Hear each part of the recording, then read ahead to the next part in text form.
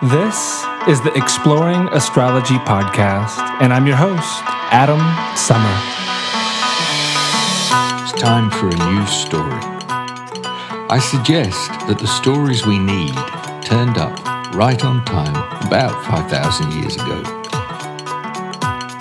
We need a new story. We didn't just dream our carefully individuated thoughts. We got dreamt.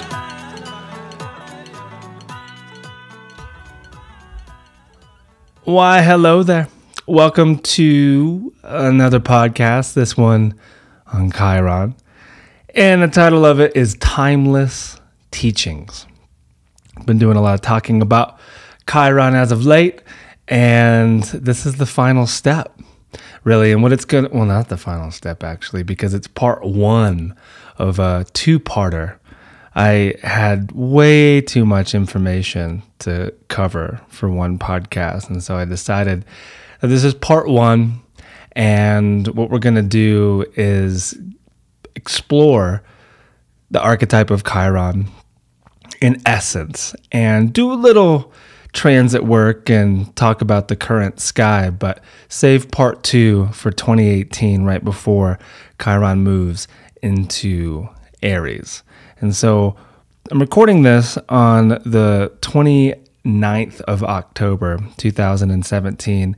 And I thought that we could start by me actually reading this little piece that I wrote that'll kind of get us oiled up and geared up and ready for what's to come. So I wrote this week.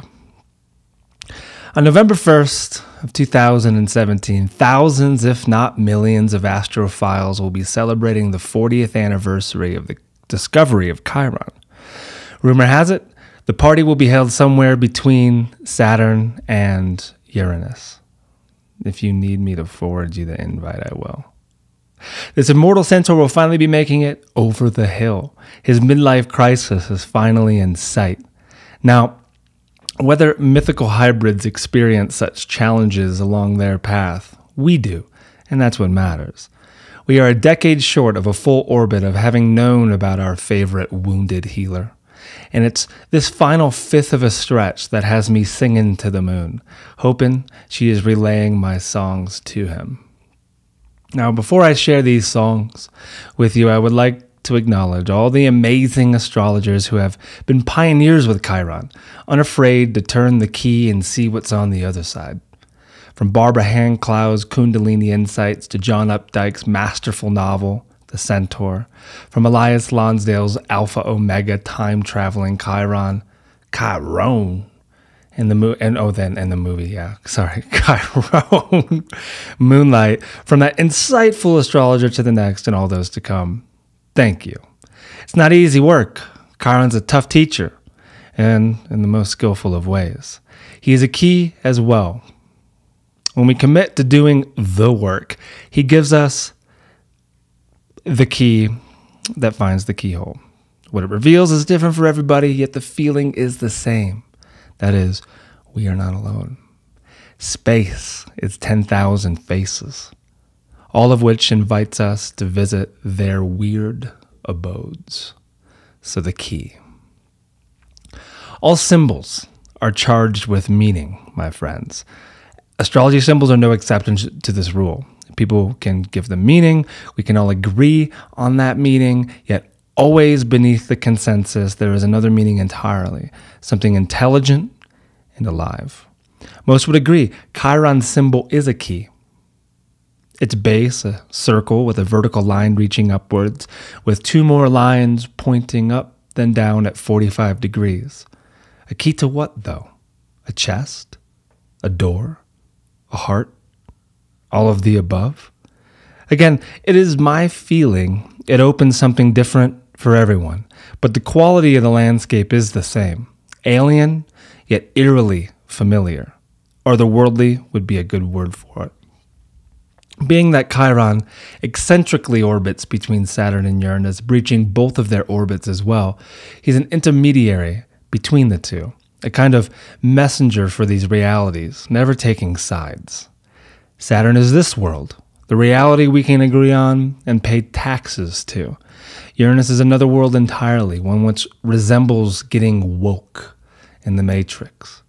His role then, in us and for us, is to show us the path to take between them, and the way can be found in his symbol. So the circle of spirit, timeless it is. Tao is now, a sigil for wholeness. When daydreaming about oneness and what came before and after. The vertical line that comes out of it, growing towards the light, upright, the high road. With trees as our teacher, the rainbow serpent spirals the trunk, a nostalgic kind of reminder. The one pointing down is in our bones, DNA strands from the Jurassic, the questing beast. When triggered and taken by primal reactions, a quartered animal, fights and flights and dark fancies are uncorked bottles. The line that's pointing up, third eye sights, ancient future technologies, complete awareness. When you are half human and half horse, and you've learned mindfulness directly from nature. If you're confused by this, take a couple breaths and re-listen again. Then, draw Chiron with your favorite medium. Repeat this a few times. Use this symbol as a key to your focus. Sit with it, stare for a bit, ask it questions. Eventually, you too will begin to see how Chiron is the master of all things. He coils around the fear of rejection, melting it to liquid gold. To be a gift for the gods, a prayer for the medicine, your own philosopher's stone. Galloping towards the third wave. And I hope you're enjoying this. It's just, I think that it's already written, and me reading this is helpful to get our minds on the same frequency before we enter into deeper territory. So, again, we've only known of Chiron since 77.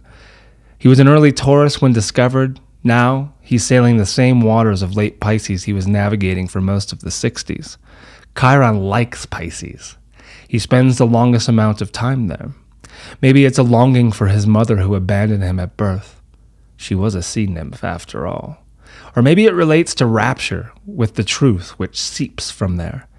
Pisces is akin to the circle of spirit. Form from, I spelled it wrong in my post. And Chiron's symbol is based. It seems all his teachings point back to this. Chiron will remain in Pisces for the rest of the year, finally crossing the Aries point in April of 2018. What this means for us is that we have ample time to continuously test to key on different doors. God, all these spelling errors. What is wrong with me? Chiron was a master herbalist and a big fan of microdosing sacred plants. This could be an opening click of the lock. He was also Legolas and Robin Hood's archery teacher. Nothing like stilling the mind for spirit to move through than shooting arrows. When it came to music, he had the mind of every teacher at Berklee School of Music combined. Picking up an instrument was never a bad idea, and of course, astrology. Asclepius was one of his best students. He also learned loads from Hermes. My point? Find a path, preferably with some dirt on it. Find a teacher, human or otherwise, and return to wholeness. It's Chiron's birthday, my friends, in a couple days. And the day after he has his final argument with his father, that's Saturn, on November 2nd. It will be the third square between them over the past year. Chiron is finally coming out of his cave, unafraid of the consequences, which means we must be unwavering in the truth of what we actually are, bending but never breaking under the pressure of time and stupid rules. The third wave is a term related to the third rise of entheogens, coined by this guy, Paul Austin, who's actually part of the MindPod network, what my podcast is on. The first wave, rising from the beginning of the human journey. The second being the 60s, the last time Chiron was in Pisces. The third is now. Chiron challenges all of us to take another look at the gifts from our mother, to try and remember their place in our lives, in society, and especially in all sacred spaces. A sea breeze reminds him of when he didn't care for their approval, when he wasn't angry at his parents, when he was always in nature, talking to plants, planets, and all the people. A sea breeze reminds him that he has returned, full circle, in the barrel of the third wave. Man, there was like 4 terrible spelling errors in that, and I always read it, double check like 3 times. Apologies if y'all noticed that. Take what is useful and discard the rest, my friends. And I have this to share with you. I, over the weekend, went on this long hike to this cave, and it's the residence of Chiron out here in Colorado. And I asked him, Chiron, would you please read the news for me? And he obliged. And so let's get right into that. And then on the other side, we'll swim even deeper into these waters of Chiron. So, do you want to read the news? Because I don't. It's my least favorite part of doing this podcast. No, for sure. I can help you out. Thanks. I appreciate it. Great. So, where to begin? Well, did you, back in the day, ever have patrons? Oh my goodness, yes. Ever had to work a real job in my life, and I did my best to help my students and clients to do the same. It's a feedback loop of love and sharing, the symbiosis. Like, we learn from the natural world. And I like what you had to say in the classes you taught last week about me. Oh, well, that's great, Chiron. I appreciate that. Yeah, and it's really incredible too that people can listen to both of the classes if they just become patrons to your work. So you go to, what's the site again?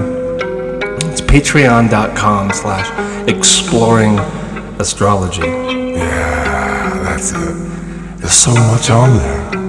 There's so much on there. I try. There's, gifts. Well, I recommend everyone go to patreon.com/exploring astrology and support Adam with his work. Also, he showed me how easy it is to go on to iTunes and leave a review or a star. So you just go into iTunes. You need to be logged in. It took me forever to get my Apple ID. I don't know where it went. I probably burned it in the fire or something like that. But you go on there, you leave some stars, you leave a review. It's a great way to support podcasts. I do it with all the ones that I listen to. Me too.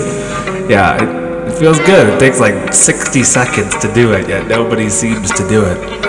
Yeah, well, people. So also, solar fire. I can't read this out. It's right. So basically, what I discovered is that my listeners in the UK and Australia need to go to this special site to purchase it because there was some sort of disagreement with the two creators, and it's crucialastrotools.co.uk. And if you're in the UK or Australia, that's how you purchase solar fire. And just make sure that you use promo code SOMA. Yes. I've been spending most of my nights up and just learning solar fire, learning so much about astrology that I never even knew. It's crazy. We've never really had computers up here in the cave, so it's just great that I can mess around with your computer and learn so many things. That's great. I'm glad that you're learning so much. And then there's one last thing. Ah, yeah, the retreat. The retreat, your first retreat. I'm so happy that you sold out, and it's happening this week. So you're going to be a little bit out of commission, right? Oh, for sure. Yeah, I'm gonna be focused and soaking and trying to take a little bit of a break afterwards. Good. Breaks are good.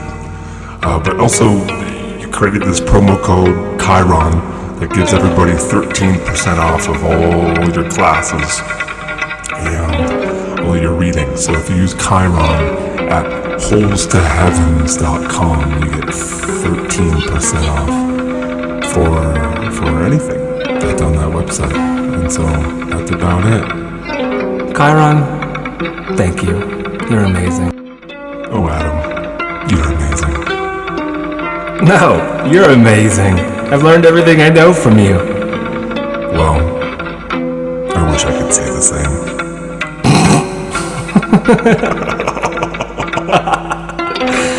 Okay. All right. Ciao. And you know what was crazy? That whole time he was playing the lyre, that music was him. Incredible, incredible guy. So to begin in more depth our exploration, we start with origin and essence. As you now know, in me reading my mistake-ridden article on Chiron, that Chiron was discovered in 1977. The picture was first taken on October 18th, but the official discovery was on November 1st. 10 a.m. is the chart that you will find on most sites, but then there's corrections. I think it's Zane Stein who corrects it to 9:56, which changes the ascendant by just 1 degree. And that's important if you're doing certain work, but regardless, it's still the galactic center, and we'll get into that here in a second. Also, not long, after Chiron was discovered during its aphelion, that is when it's closest to the Earth, it was also being claimed by the 10th planet by the press, kind of like the 13th sign as well by the press, which strangely enough Chiron relates to, and we'll discover that too here in a second. And so November 1st, 1977, by this man Charles Kowal, and it happened at Palomar Observatory, or Palomar, in Pasadena. So what's really important about Chiron is that it's a visitor. He is a visitor that sometime, and I don't know how the hell you date stuff like this, but around 1 million or so years ago, it entered our solar system and then will also leave in a similar amount of time. I couldn't find facts on that in my research this month, but I have read it somewhere before.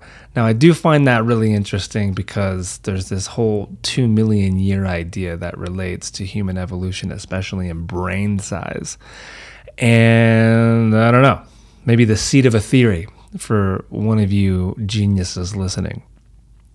Chiron's orbit, though, it's not a planet. It's been called a planetoid, a comet, some sort of an asteroid, but it exists between Saturn and Uranus. That is his father, Lord of Time, time in this world, that's Saturn, and then Uranus, who we could be talking about as Prometheus, that is just beyond this time, this world, perhaps is timeless as well, and it relates to the great sacrifice that ends the final chapter of the wounded healer part, at least, of the Chiron story. Chiron's orbit is eccentric, so it spends a lot of time in signs like Pisces and then really little time in signs like Virgo. So that polarity. And it also breaches the orbits of both Saturn and Uranus, so it's kind of like a messenger. It knows the ways of both of these worlds, and that is important.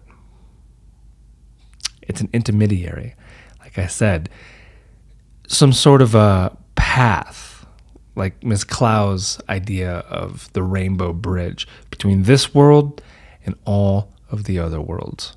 Now, one of the most interesting things, and I highly recommend listening to my last show that I did with Alec, where we really went into this. I'm not going to spend a lot of time on it, but also the lecture that I gave at Naropa last Thursday, we spent a lot of time on this as well. And what it is the discovery chart for Chiron. And I think everything that we would want to know about Chiron is in this chart. So if you want to cast it for yourself, or you can just find it on astro.com, November 1st, 1977, 10 a.m. or 9:56 a.m., Pasadena, California. If you casted the chart right, it's 25 with the 9:56 time, or 26 with the 10 a.m. time. And now what's so fascinating about that is it's the galactic center. And so what is rising? What is ascending? The moment of Chiron's discovery, but the center of all things. The tree of life, good and evil, Mula, as far as the nakshatra is concerned, where all souls are coming and going. A 10,000 lane highway of sentience. And if you listen to my Galactic Center podcast, you know my ideas around it, the visionary component as well. And in a lot of my research this month with Chiron, it also turned a little psychedelic, specifically around things that come from ergot. And we'll touch on that. But this, to me, is remarkable because it's also where Saturn is transiting currently.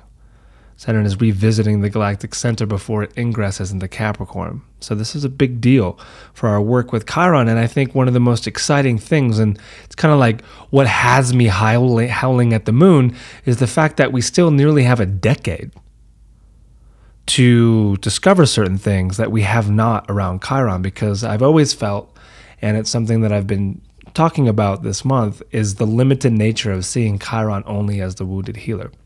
And it's not to say there isn't relevance around a wounded healer archetype. I see it show up in really specific ways for sure, but I do think that there's more to the story. And that main thing, in my opinion, is around masterful teaching. That wherever Chiron's at in a person's chart is where that potential lies, but also by transit, where the teachings are being dropped off. And they're not all human. They can be plant, animal, spirit, or otherwise. So when you look at this discovery chart, you see that Chiron is at 3 degrees of Taurus in the 6th house if you use whole sign when discovered. That's fascinating because that's where Uranus is headed. Uranus is moving into Taurus soon enough, and it's going to cross over this and then have the Uranus opposition to this chart, which is what I meant by the over the hill and the midlife crisis. I think what this shows us is an exciting opening, maybe even a blind spot that we've all had around Chiron up to this point. Now, there's much, much more within this chart. I point you to the show I did with Alec, and then also, if you become a patron, you can have access to both of the lectures that I've done on this, and I just don't want to beat half of a horse. Oh God, that's terrible. Don't want to do that. So cast it yourself, find these fascinating correlations. I think another one just to point out is the stellium between Uranus, Mercury, and the Sun in Scorpio. Also Pluto in the North Node flanking the midheaven, and then that sticky moon in Cancer next to Jupiter squaring the nodes. For all of you new to the show that are just getting into astrology, that might be a lot of information. Don't worry, you don't need to know. You can listen to the class or just skip ahead. But it's a fascinating chart. Highly recommend looking at it. Now, also a few more observations on the key idea that I just read to you. That most people, like the lecture I gave the other night, agree that Chiron looks like a key. And it's like, a key to what? I think it's a key to all the forms that it represents. It's a key to our animal nature and our connection to the natural world. I think that it's a key to our humanity and what it means to work with alignment with the spine and in a healthful manner, controlling the slow release and strengthening of the Kundalini force inside of us.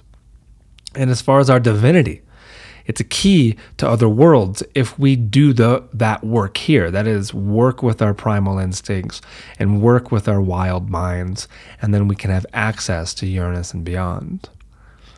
Paths to wholeness. But we don't get healthy access to those transpersonal realms without doing the Saturn work. And that is absolutely crucial, I think, when working with Chiron.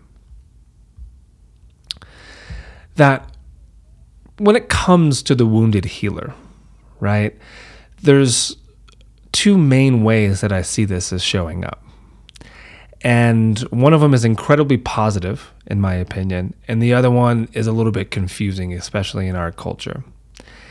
The positive one is in a Jungian context, that when you sit down with another person, especially in a client-based situation or in a treatment room, that if your heart and your mind is open enough to be able to see how they are actually mirroring to you your wounds and what you must address,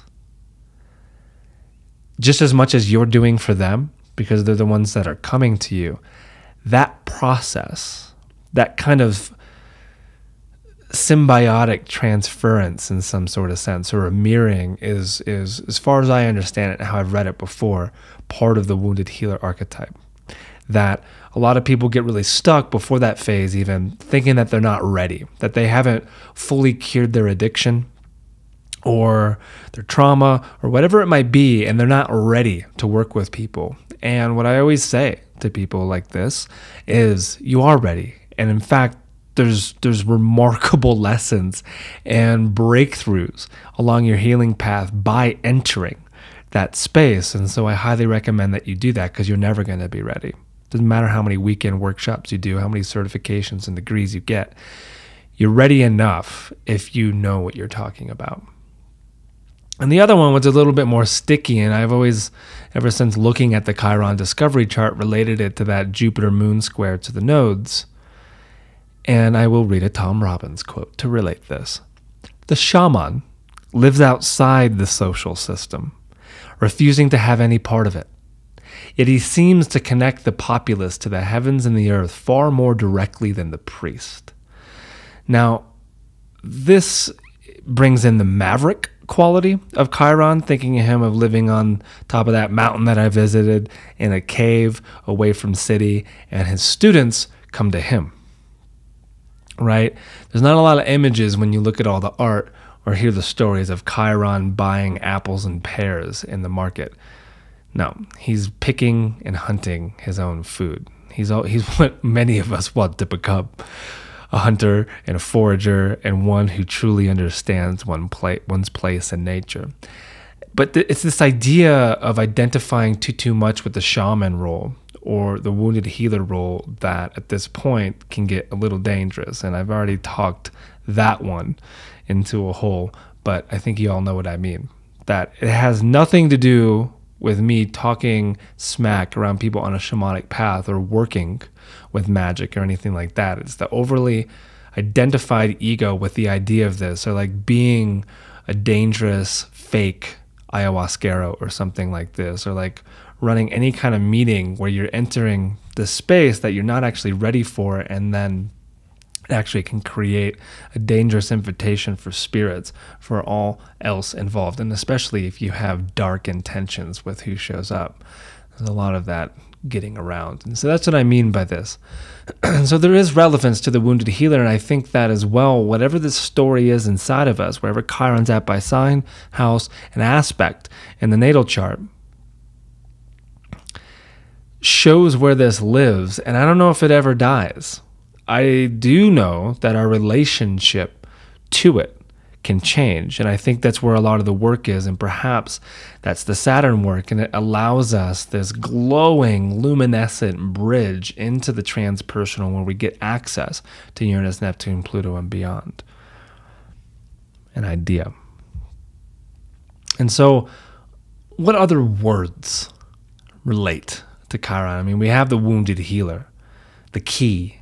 I said maverick. There's this idea of punk rock that relates to Chiron. Antero Ali talks about this. There's this emphasis on the Kundalini force as well, because he is human from the sacrum up, but also via his teachings, being that he's the master of all things, that he knows how to work with this golden, sexy snake. There's this idea of the Alpha Omega that Elias Lonsdale talks about, where Chiron isn't even Chiron, it's the Alpha Omega, the beginning and the end, and he is a time traveler, teacher that's helping us remember from some future point what it is that we are to do. So it's kind of like this idea of the ancient future or the archaic revival to an extent, but wherever Chiron's at, when that key turns, we have access to this eternal timeline, as far as I understand it. I'm not really into that guy, but he does talk about that. Maurice, my teacher, always talked about it as this idea of the memory of mastery, which I think is really what got me asking questions about this whole wounded healer idea. And where I'm at now, which is Chiron to me is the eternal wild man, the one who shows us the true wedded nature of animal, human, and spirit, of how to be here in this world in the most successful of ways. So, masterful teacher. And what does any masterful teacher do but shows us how to aim true? That is, we have to be aiming towards something. And a lot of the pictures in the stories, you see him with, say, Theseus or Achilles or Hercules. And even his fatal wound was due to an arrow. But there's a lot of metaphor and meaning that can be found through archery, I think, around this, that we have to have something to aim at. And that thing, I think, is a very present idea. That is, we can't be attached to the outcome, but the arrow needs to be pointed towards something. And I think that that something is wholeness. And so there's this importance on mentorship. There's an importance of having great teachings and guidance along the way. That is, if you can't open up to that kind of authority and you are that and you know everything, then you might have a Chiron problem, because there's that too, as far as the shadow that exists with Chiron, is that you're the masterful teacher. You're the one that knows everything. There's this idea from Gandhi, who has Chiron at 1 degree Aries, which is where it's going to be in 2018, trine his North Node MC in Leo. And he says, first they ignore you, then they laugh at you, then they fight you, then you win. This is a Chiron idea. Because when we move beyond consensus reality, when we take a brave step beyond Saturn's castle, when we swim beyond the buoys, and we start discovering things that no one has necessarily gleaned before, we might be ignored. And if we keep talking about it, like if you're writing posts about it and there's a bunch of terrible grammatical errors in it, they might laugh at you. And then if you try to debate it, they might fight you. But eventually, you become victorious. And I really do think this is the path of Chiron, of understanding that it opens something unique for all of us, and it's all of our job to discover what is out there. And it's not easy, because there's these fears of rejection and alienation that exist and orbit around Chiron, but we have to deal with it.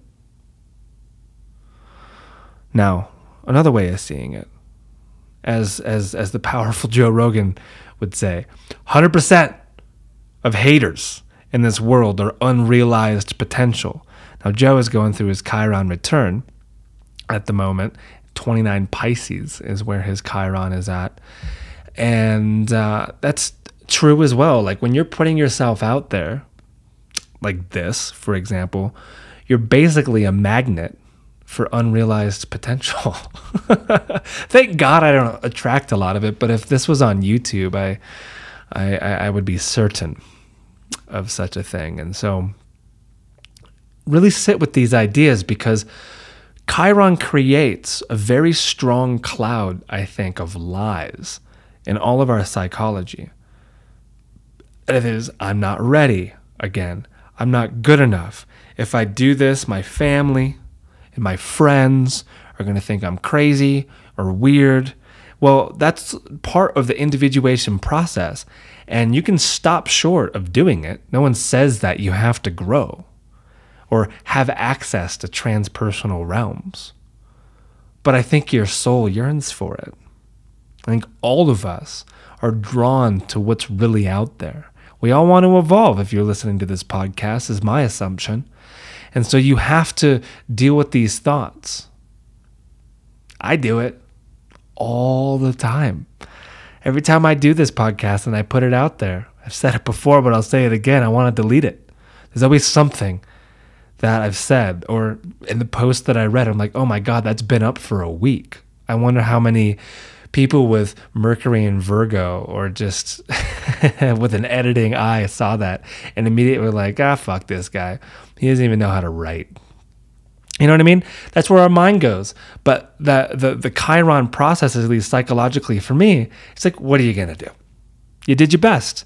Every step of the way, you did your best. And that, my friends, is what's most important as we individuate and gain access to the transpersonal realms. First step being Uranus.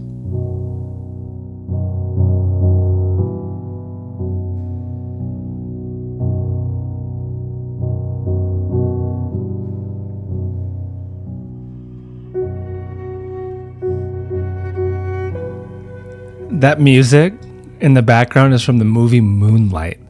And if you haven't seen it, it won a bunch of awards, and I highly recommend it. And it's about Chiron, the boy. It's in 3 parts, young, middle-aged, and old.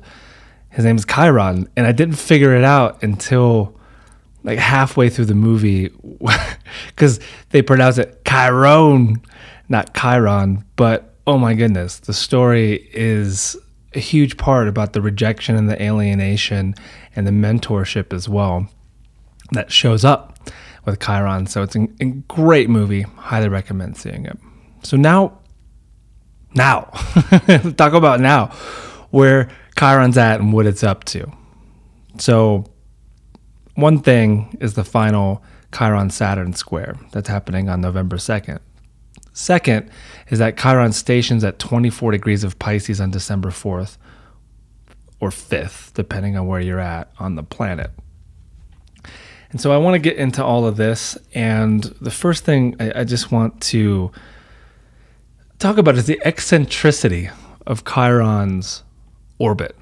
That Chiron has been in Pisces, for example, since 2010. At least it was dancing. So in 420 of 2010, it ingressed into Pisces and then went back into Aquarius in July of that year, and then went back into Pisces February of 2011, and it's been there ever since.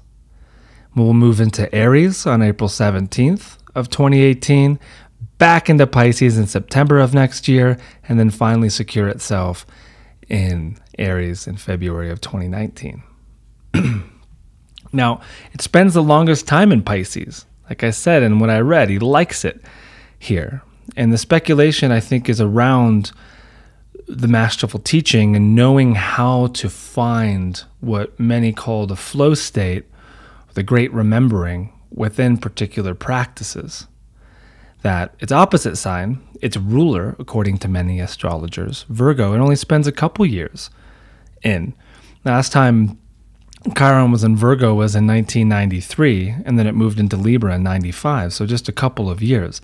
That's true of Leo, that's true of Cancer, that's true of a lot of those signs in that territory, that it only spends a couple years there, but when it comes down to Pisces and Aries and such, it spends a little bit more time there because of its orbit. All right. Now, you can squeeze as much meaning out of that as you want. I think it's just a really interesting observation. Okay. And what else can we learn from this? But like what I was talking about with this, I love this idea because it's something I've thought about before. I've just never given language to. And this idea of the third wave, that from the beginning of time, when we swung out of the trees and started crawling and walking to forage for food, whether it was in Africa or someplace nearby, discovering like the stoned ape theory or something that Terence talks about. And then every culture, every religion, every philosophy, if you go back far enough, is rooted in a plant or some sort of an entheogen. It's a pretty strong case, even our own culture.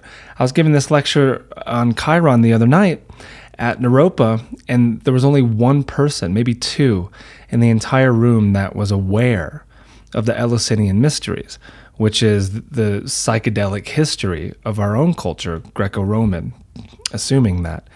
And so that's the first wave. The second wave, according to this guy, Paul Austin, is the 60s, which was last time Chiron was in Pisces, from March of 1960 to basically, January of 1969. So like all of the 60s, Chiron was in Pisces almost. That makes sense.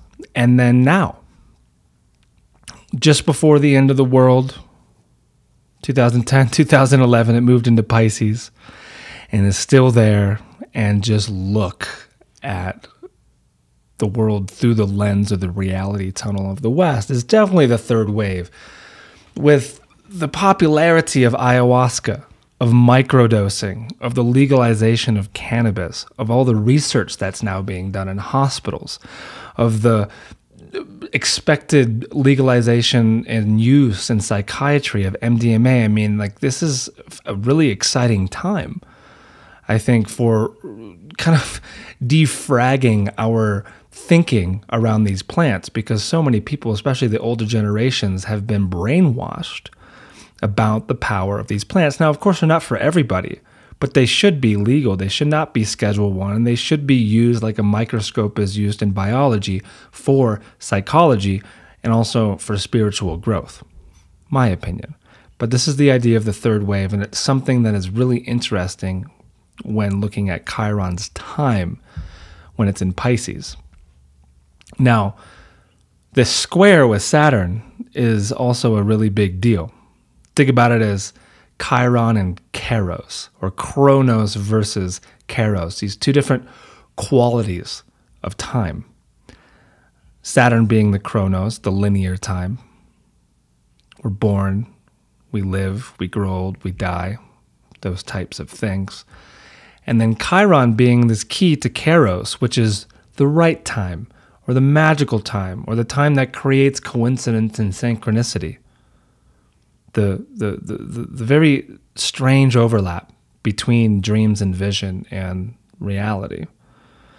And so when Chiron and his dad square off, the first was in December of last year, and then April 30th of this year was the second one when Saturn was retrograde, and now the final is November 2nd of this year, soon, and that's when Chiron will be retrograde. My feeling of this, and looking at my own chart and working with a lot of people around this square, is it's a way of finding home again through particular practices. They tend to bring us there. And especially the ones that fuse, again, the animal, the human, and the divine. And so it's important when doing anything to have a primary thought around how it's connecting you to this nature, or nature as a whole. To get down on your knees, to flip your shoes off, swim and drink from the river, get naked on the top of a mountain, collect your own medicine, connect with the night sky, not just these charts. Tell stories by the fire, allowing the diamond or Chiron's sweet whispers to find your tongue as you're entertaining your friends and the guests of the fire. This is how we honor Chiron. And it's the nature of a square, it's a challenge. Yet to do these things, I mean, I think it's exponential. I can't run into any friend or anybody who doesn't say within the first 60 seconds, life has been so crazy, so busy, so busy. That's Chronos. That's Saturn time.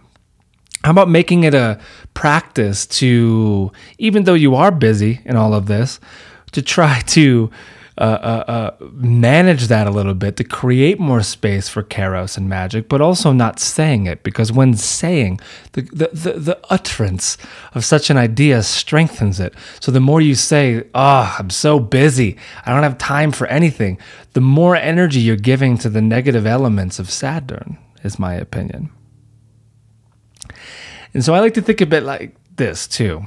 Usually when I'm walking around and when I have this kind of awareness, I think about it with Chiron as, imagine if he was always walking around with you, because he is, he's in your head, but like literally walking around with you. And also he was an amalgamation of all the role models that you have, or all the teachers that you've ever had that you really look up to. How powerful would that be? For me, it'd be something like Martin Shaw and the capacity for story and understanding connection to nature. It'd be Ido Portal with movement arts, Dale Pendle with the alchemical imagination and the capacity of making it alive with the pen. Adam Greentree maybe with the bow and hunting. And then of course, Hermes with all the skills of magic and astrology. Something like that, right? To put them all together into one thing because, well, he's an immortal centaur after all. And seemingly is this incredible teacher and mentor in all of these different arts. So you can combine all your people together and just imagine that character walking around with you. Would you do all that you do knowing that he was watching your every move? This is what he told me through Martin's voice. By going deeper into myth, I go deeper into love. And when I go deeper into love, innately I find morality. I locate a true north in my own heart. Now this is big too. Ethics and morality, when it comes down to any kind of teaching role or being an exemplar of anything that you're passionate about and doing. I point you back to a podcast that I did with Mark Jones where we covered this, and it's a really big deal. I encounter it often, where people have been damaged from previous astrologers, whether it's through advances sexually or just adamant with certain information, reconfiguring the way that they think about themselves and their lives, giving a stain or a deeper scar to their life and what they think is going on. And I think it's a really dangerous thing out there, and there needs to be education from Chiron to anybody that's pretending to be in Chiron's role, in other words. And so if you ever read Iron John, the wild man idea and initiation, especially for men, I think this points to a lot of the Chironic ideas as well. He writes, in ordinary life, a mentor can guide a young man through various disciplines, helping to bring him out of boyhood into manhood, and that in turn associated not with bodybuilding, but with building the emotional body capable of containing more than one sort of ecstasy. And that's part of what I mean about the integration of all the bodies, right? The bodybuilding element is just one of them. There needs to be the building of the emotional body, of the mental body, the spiritual body, of everybody. And we also need that guidance and that light, or just that awareness of that eternal part of ourselves as we stumble off of the path. Because it happens to the best of us. We take a wrong turn, and all of a sudden we're shaking in the darkness of the woods with a crack pipe broken at the bottom of our feet. That didn't happen to me. It probably didn't happen to you, but it happens to a lot of people, right? You take the wrong path. You fall off the wagon, as they say. Or you're just doing the wrong thing, the wrong job. You shouldn't have got married in this way. It's probably because we weren't listening to Chiron. And it's not a bad thing. It's an unfortunate part of life, but at least we won't repeat the mistakes again, and then we can get back to the true north in the heart, like Martin talks about, finding that tree of life or the galactic center or Mula, which is the ascending point of the whole Chiron journey, to find the axis mundi, the tree of good and evil, and then eat a lot of apples from it.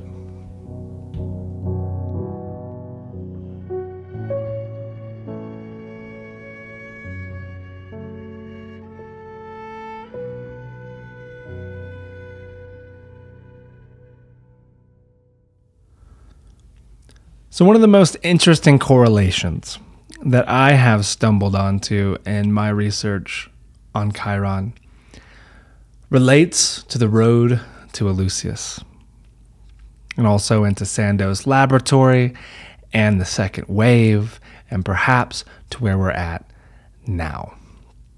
Now, if you're not familiar, it seems most people are not familiar with the Eleusinian mysteries, the unbroken tradition for nearly 2,000 years in the ancient Greek world that was destroyed by Christianity in around 400 AD. But everybody in Greek society would be partaking in this at least once in a lifetime. Plato and Socrates and kings and queens and peasants, everybody. And it was kind of a two-parter, as far as I understand it. One part was in the spring, one part was in fall. There was a lot of purification and fasting and ritual. And then on the final night, I believe the one in the fall, which this whole thing is a depiction or a reenactment, if you will, of the Persephone myth relating to Pluto or Hades and also Demeter or Ceres. And on that final night, in that cave on the hills of Eleusis, there was something that happened that changed everybody. For example, Timothy Leary writes of this. In the Eleusinian mysteries, they would always warn people, if you go in here, your ego will die. That's that Jupiter moon square to the nodes in the discovery chart. You're going to have to confront all your past hang-ups, strip them off, and be a changed person. One emperor of Rome, who wanted to be initiated in the Eleusinian mysteries, said, "That's interesting. I approve of what you're doing, but I don't want to be changed." Now, how cool would that be if the Red King, Trump, would say, "Oh yeah, I approve of everyone exploring these plants, but I myself am too attached to this version of what I have foolishly created. And so I'm not going to take part of it, but you can do whatever you want. That's great." Well, there's also this secrecy element that there's not a lot of information around what happened there. And it has been a mystery for, well, nearly 2,000 years of what actually went on in those final nights of the ritual. That is, until the book The Road to Eleusis was written, co-authored by Gordon Wasson, the man who brought mushrooms to the West, and also to Albert Hoffman, who's a co-author of this, who synthesized it, and then Carl Ruck, who I believe was a classicist. And so the three of them figured out what was going on and what was in the beverage called the kykeon, and through pottery remains and through some deep research, and I think this is undisputed at this point, that it was an ergot alkaloid substance that was in the kykeon, which is the same fungus that grows on rye, which actually relates to Demeter or Ceres. It's her grain. She's often depicted holding it, that Albert Hoffman used to synthesize LSD. Now, in his work around this, he was trying to find a cure to migraines or working with blood flow within our brain chemistry, but then accidentally, well, unleashed this, which ergot is a very dangerous substance that it's often pointed to with the witch trials and stuff because of, say, if there was a crop that was infected with ergot, that it can create a lot of problems like mania and it just loss of circulation to the limbs and just a certain kind of insanity. And so there's this correlation that's related to some of the witch trials around this. Whether that's true or not, I think is pretty debated. But poison isn't everything. And no thing is without poison. The dosage makes either a poison or a remedy, as Paracelsus reminds us. And so when you isolate the alkaloid lysergic acid from this, you get the second wave. The plant knowledge opens itself, as Plato called it from the Eleusinian Mysteries, the beatific vision. All right. Now, again, I am a proponent of entheogenic use for healing and evolution. I think there's nothing that compares to it. And the fusion between these plants and spiritual practice and doing all the Saturn work, being a functional member of society, is all part of the ingredients. And they're not for everybody. I'm also within that camp. I do not think that if Donald Trump took ayahuasca, it would make him any different. I do not feel that way. But there is incredible implications when it comes down to these plants. And what is so interesting is that when you look, and I went really deep into this in my Chiron class, and I'm not going to do that in this podcast. And so if you want to understand all the research that I've done around this, you can listen to the class. But I'll just share the chart that kind of started to crack open my head around this was the discovery of LSD by Albert Hofmann. So if you want to see it yourself, Albert Hofmann was born January 11th of 1906, I believe 3 p.m. in Bidden, Switzerland, if you casted the chart right. And I do think that's the right chart. And regardless, it's still going to relate to the nodes. You got 26 degrees of Gemini rising. Now, first thing about that's totally curious is that's the exact opposite rising sign as the Chiron discovery chart. Remember, 26 Sagittarius, the galactic center, was the ascendant for the discovery chart, and for Albert Hofmann, it's 26 Gemini. Well, his Mercury, which is on the descendant, is at 28 Sag, which rules his chart. So his Mercury is on the galactic center, and he relates then to the idea of the visionary that I talk about so often with the galactic center. And that's just extra points. What's so fascinating about this discovery chart, and so the discovery, or the accidental dose, because he discovered it years earlier and just kind of tubed it and put it away, but April 16th of 1943. And when you see this, you see that, first of all, he's going through his second nodal return. So the north node of the moon is at 21 Leo. This is also the exact position of the north node when I discovered this, because the north node is pretty much right there now. But around a month ago when I stumbled into this, the north node was at 21 Leo. So I found that interesting as far as the idea of the world being made up of stories or nodes and dragons. And then Chiron was at 22 degrees Leo on that day, which is exactly conjunct Albert Hofmann's north node. Thus, my theory began.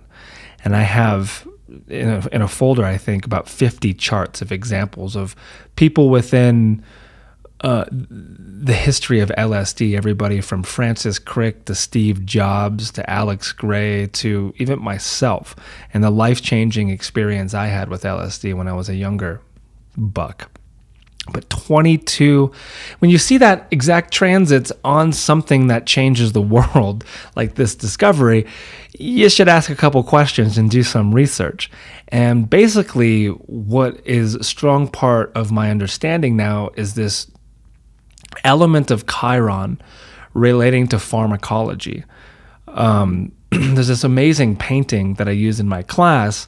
I forget the guy's name. It's Giovanni or something like this, but it's Chiron that almost looks like he has wrapped up dreads on the top of his head.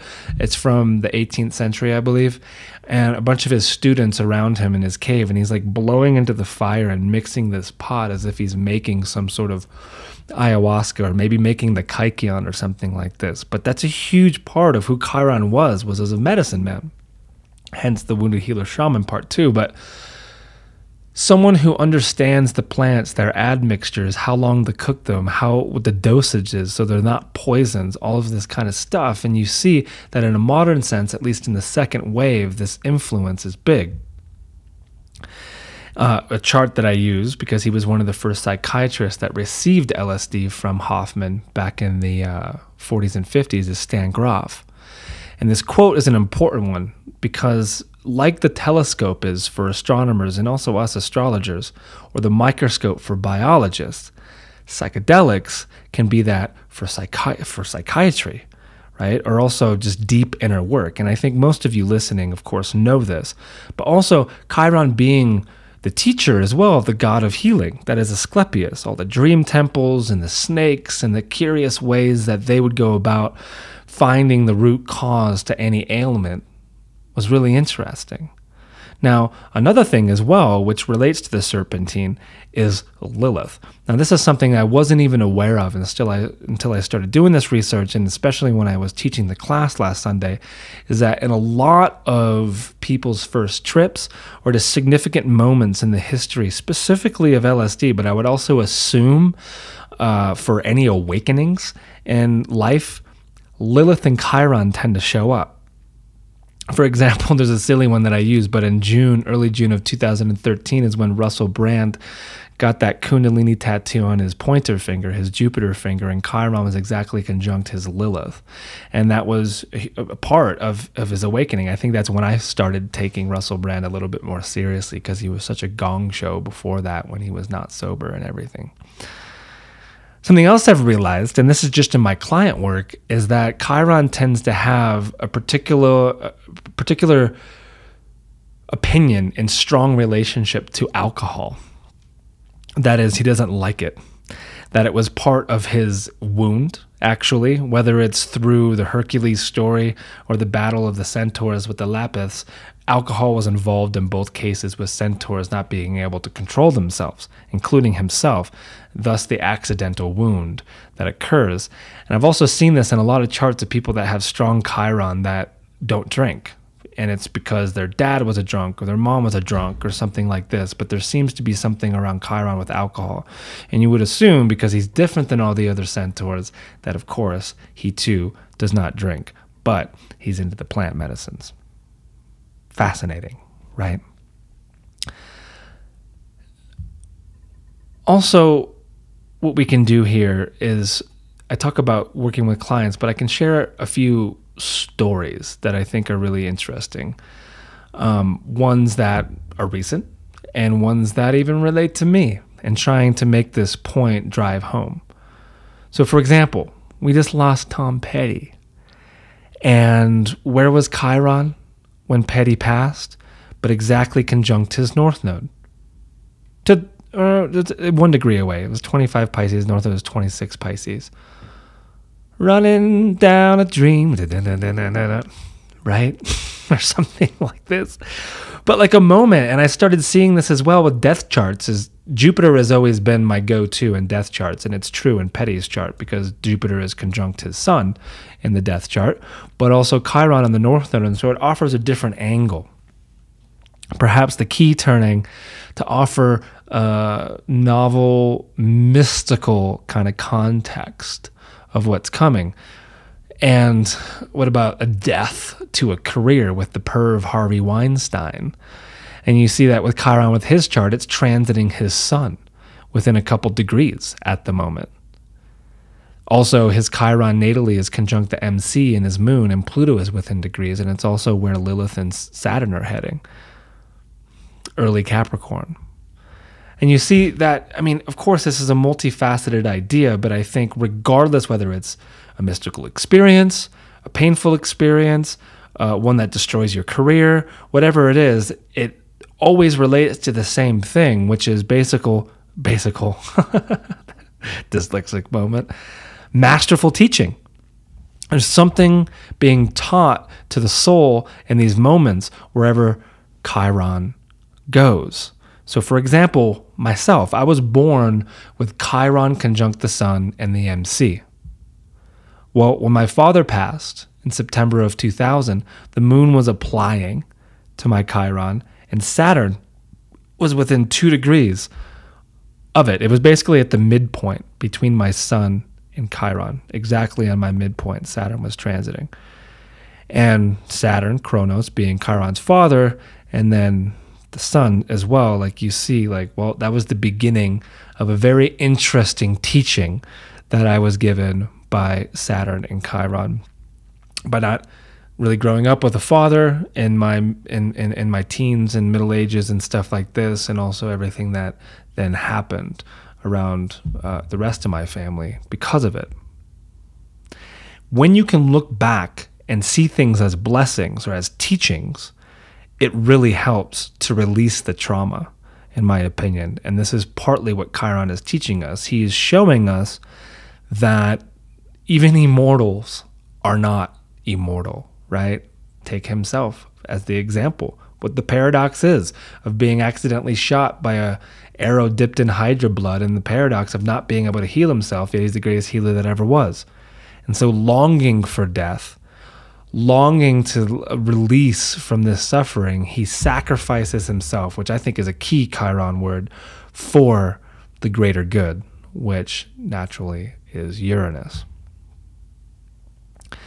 And that there's something else too, like, I mean, just to use me as an example again, Chiron has been squaring my nodes by transit from my 7th house for some time. And I had this really bizarre meditation the other day where I kind of saw myself like a separate amoeba almost, that was kind of adrift, that was separate from consensus reality, and we'll just say town and city, but it was also separate from a lot of other things. And I was just kind of floating in the universe doing my own thing. And it's this idea that, you know, the 7th house being the house of mirrors, that it's not that I'm not connected to other people. I have a wonderful community and great friends, and also just through this work, it's there. But ever since Chiron started squaring my nodes, there were some really big relationship lessons, not just romantically, that were coming up.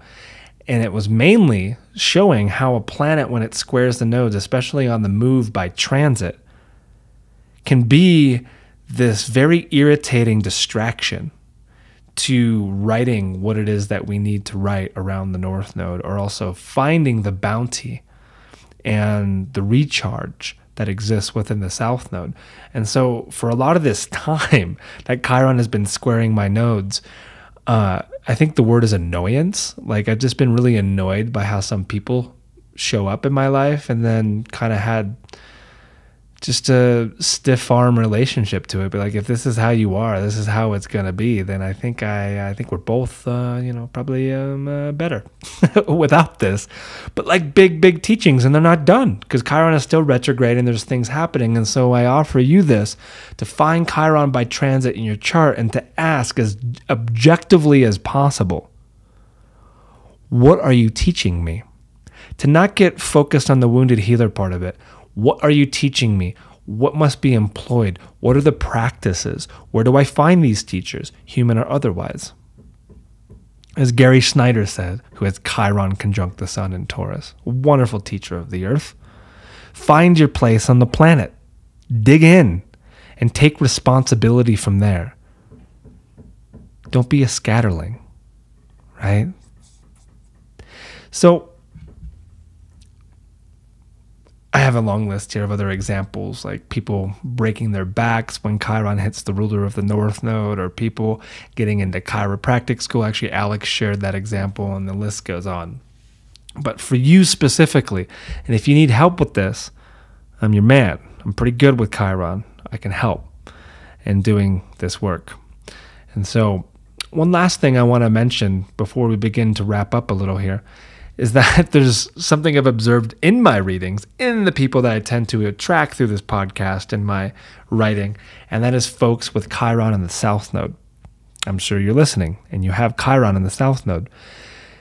And it's my own take of Chiron on the South Node, that it's an integrated archetype. It doesn't mean that there's still not a hobble, or there's still not some sort of wound of separation that exists, some story around this.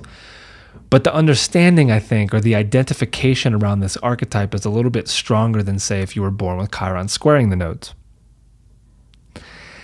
And I still really haven't gotten to the very bottom of why I tend to attract people with Chiron in the South Node, but it makes sense around the idea that I have it conjunct my sun in the MC, and so it's a lot of what I'm putting out there, at least frequency-based. And through that creates a resonance. And then if there's such a familiarity with all of you listening that have Chiron in the South Node, you're like, oh yeah, this, Adam's teachings.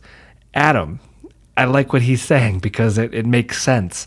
It relates to my own journey with this astrology stuff, perhaps. And there's some other ideas too, but it's curious. And so dig into that as well. And so as we wrap up, I'd like to kind of address a couple of the old poems that relate to Chiron. For example, the one that Achilles himself describes from Hesiod, and he says around his relationship to Chiron.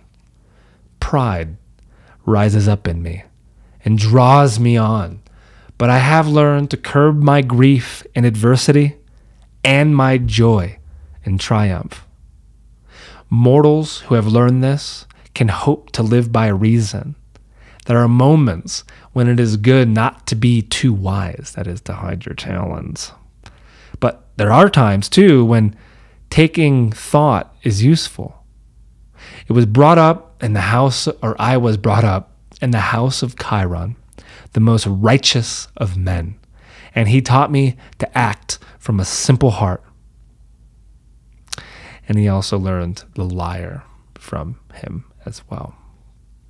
Now, you can also see Chiron in the chart as your Achilles heel. That saying, I think that relates too. Now, I want to turn, there's only a few fragments of this, and it comes from Homer. Or actually, no, the one I just read comes from Homer, and this one comes from Hesiod. And there's only a few fragments that come from this 8th century BC poem. And it's called The Precepts of Chiron. And there's 4 of them that I can find. And if you guys have access to more of them, send them my way. But the first precept that we have, and these are teachings of Chiron. These are eternal teachings, and it's so perfect to see it like this. Number 1, and now pray. Mark these things well in a wise heart. First, whenever you come to your house, offer good sacrifices to the eternal gods. That word sacrifice pivots around the Chiron lessons. How can you sacrifice? And in a way, realize there are things bigger than you, whether they're nature spirits or eternal gods or whatever it is, but to connect with that allows you greater context for your life and also a humility that transcends that sticky square of Moon and Jupiter to the nodes of Chiron. The second fragment, decide no suit until you have heard both sides speak.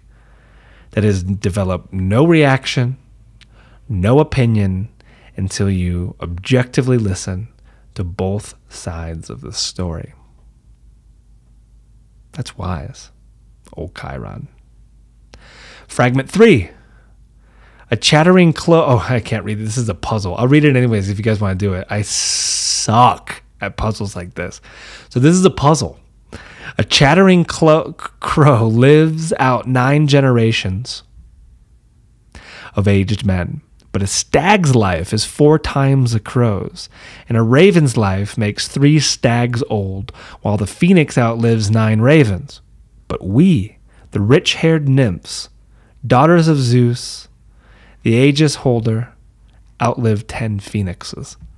Ugh. It's like a Rubik's Cube. Or not. Have fun with that. You can find it online too. Fragment 3 of the Precepts of Chiron. And then this final one. Some consider that Chiron under the age, or gosh, I'm having so many Chiron moments in this podcast. I'm loving it, and I'm not editing any of it out. But this is my favorite fragment. Some consider that children under the age of 7 should not receive a literary education.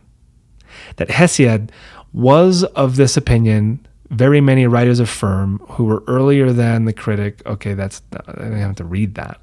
Some consider that children under the age of 7 should not receive education. I think that's a Steiner idea as well. I didn't go to Steiner school, nor have I studied him that deep. But I have a few friends whose kids are in Steiner schools, and I love this idea. That is, you don't teach your kid how to read until at least 7. Now, there's a few things really interesting about that. Is the 7 is the first Saturn square. The 7 is something that brings in a certain awareness, I think, around mortality, but also that is of independence and autonomy with one's relationship to authority. But those first 7 years then are spent swimming and chasing the imagination and working within those realms and developing really essential centers in the brain instead of allowing the literary to come in. That doesn't mean stories can't still be told and listened to, but the idea of learning how to read and working with books, I mean, that brings you to around age or first grade, second grade here in the States, something like this. I was reading, I think, around 4 or 5 or something like that. I learned really early. That's why I'm so messed up. I didn't pay heed to the advice of Chiron. And so this is a few fragments of the precepts of Chiron, and I'm sure there's more that are out there, right? To how to transcend the wound, how to do the work in this life to not fear death, how to make certain plant admixtures, and this, how to create the proper space and setting, how to not identify too much with any role, nor shaman or wounded healer, how to work with all of these energies, I'm sure, within these fragments that hopefully, by God, we find someday. And that brings us to the end of part 1 of Exploring Chiron. Part 2 to come before his ingress into Aries in 2018.